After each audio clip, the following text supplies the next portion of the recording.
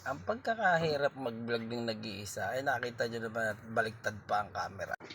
Mga 20 years pa, sikat na ako. Kasi ano na lang, kulang eh.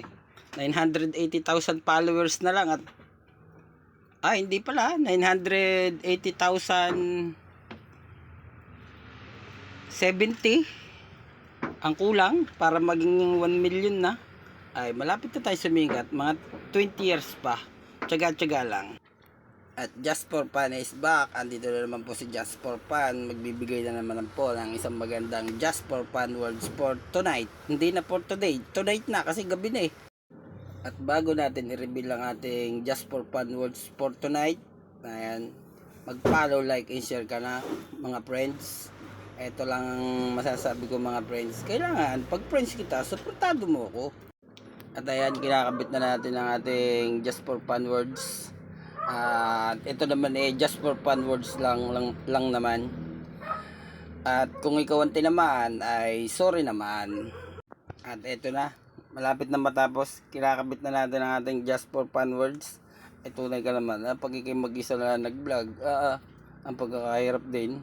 Tapos mga 20 years ka pa bago sumikat. Diyos ko po naman, meta. Pero okay lang naman. Yan naman totoo ang kasabihan. Na kapag naghihirap ka, malamang mag-isa ka. Pero pag ikaw ay guminawa, ay malamang marami na kayo, sama-sama na. Pero okay lang yan. Malapit na tayong maging 1 million 980,080 followers. Yan, sisikat na tayo. Magiging 1 million followers na pala ako. Pero bago yan, ito na ang ating Just for Fun words for today. Naikabit na natin. Ito, sabi nila mga truck driver daw ay babae.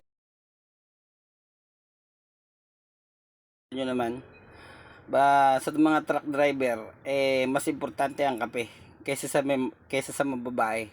Yan po ang katotohanan sa likod ng mga truck driver. Kaya kung may asawa kang truck driver ay malamang mas mahal niya ng kape kaysa sa'yo. Pero at least hindi naman ang babae, kasi puro lang kape. Magkakape yan umaga, tanghali, gabi, bago matulog magkakape. Ganyan kaming mga truck driver.